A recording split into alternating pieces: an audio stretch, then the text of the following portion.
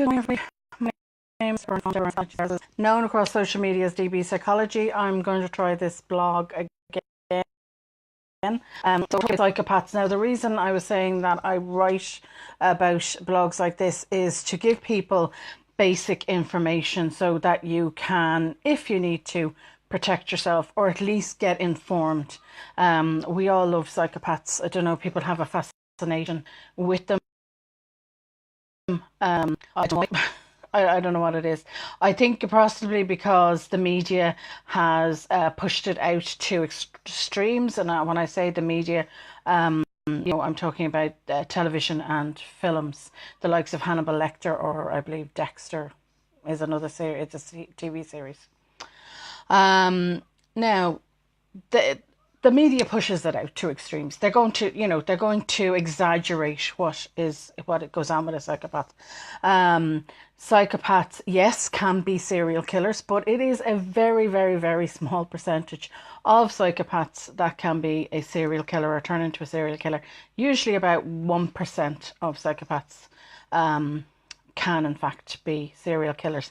The rest of them will be lethal, can be violent, but not always. It depends very much on what is going on in life. And now, in saying that, a few things you need to be aware of. There are women, just as much as there are men, who are psychopaths. Sometimes we get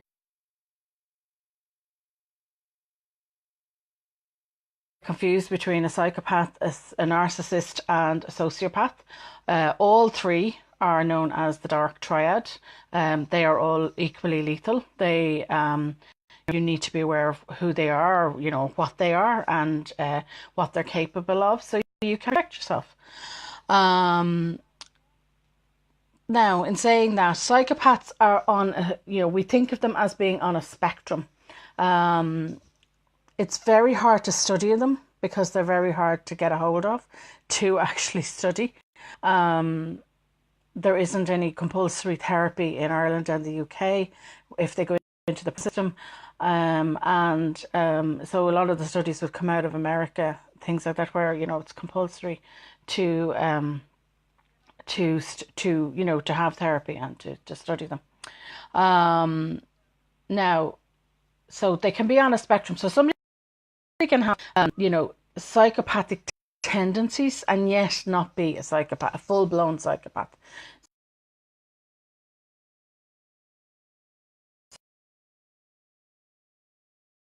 So there are a lot of disability. It is not a mental illness. It's a mental illness. A lot of people would be surprised to hear that it actually doesn't even rank in the diagnostic statistical manual that is used by psychiatrists or psychologists when diagnosing people with mental illness or disease. They are a subsection of antisocial behaviour, and saying that they're an extreme form of antisocial behaviour. Now, there is a debate going that it isn't just about the nurture part. Now, that is the environment in which they grow up. It is the fact that they are, it is thought that they are, in fact, are born the way they are. And that is not to say that we should excuse them because of that, because their behaviour is and can be so extreme, it can be so parasitic, and they are very manipulative. So they're born with this condition, and then they are nurtured in a certain way. That will tend to define whether they go into a criminal lifestyle or not, or whether they go into the corporate world. So basically, they're born with this tendency to be a psychopath. They then are raised in an environment in which they will either, have a lot of their needs met, and they will get the best education, and they will they will grow up and go into the corporate world. They're extremely good in the corporate world. They are very clinical in making their decision, and they're extremely charming and extremely manipulative, as I have already said. Now, they can also be in an environment where it's a poorer environment. They don't get their needs met as much, and they don't get the education or whatever else that they need. And yes, a lot of them do end up in the criminal system. Usually you'll see that they are recurring offenders. So you'll find that some people who are constantly in for thieving could in fact be psychopaths. No, not everybody. That's constantly going back into jail is a psychopath. But a lot of them, there would be a lot of them that that are they're reoffending constantly the same thing over and over again. And they end up in the criminal system that way. Now, what are they like? Okay, first off, they can't change. There's no curing them. There is no cause. There is no treatment. Okay, we cannot treat them. Psychology, we cannot treat them. They, if we can even get our hands on them, they're not open to being treated. They don't even believe they need any treatment. They believe they are far superior to anybody else, just as narcissists and sociopaths do as well. They are far superior to the rest of us, far more intellectual. We are basically nothing to them unless they need something from us, and that is when they become extremely manipulative of us. They really great liars. They are parasites. They will basically live off you, live off your work or what you do or what you can provide them until you are of no more use, and then they will discard you. And you might think, surely they can be rehabilitated. Surely they will see their error of their ways. No, they can't. They're just not capable. This is where the nature part comes in. They are just not capable. They completely lack empathy. They cannot put themselves in your shoes and see how much damage they have done to you, or how they have damaged, whatever damage they have caused. They cannot comprehend that. So complete parasitic lifestyle for them, no empathy, extremely charming, brilliant at spinning a lie, and extremely manipulative. And as I said, an enormous sense of self-worth. Now there are about 20 traits listed on the O'Hare checklist, and that is what is normally used to diagnose somebody as a psychopath. Have a read down through them. Make sure you know them. Don't just go by what's in the TV and films, guys. As I said, that always takes it to the extreme.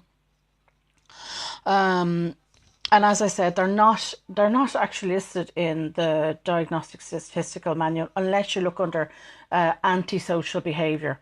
And then they are considered, with sociopaths, they're considered an extreme form of antisocial behaviour. Because, as I said, not considered a mental illness, not considered a disability, and there is no treatment available for them. Now, if you end up in a relationship with them, there is a good likelihood that you will end up being suffering from domestic violence with them. And that you don't have to have a personal one-to-one relationship with them, even if you are dealing with them in the corporate world, if you are dealing with them in any way whatsoever, you can suffer, domestic violence. Because as I've said before, domestic violence isn't just about being violent. Not all of them are violent. They are volatile, but they're not always physically violent. So, look up, as well as looking at the blog and seeing what they're like. Have a look at what the symptoms of somebody who has lived with somebody, or you can suffer domestic violence by working with somebody, because they can be taking from you financially. They could be they can be you can end up with anxiety, you can end up with depression, you can end up with a whole load of things just from being with these people.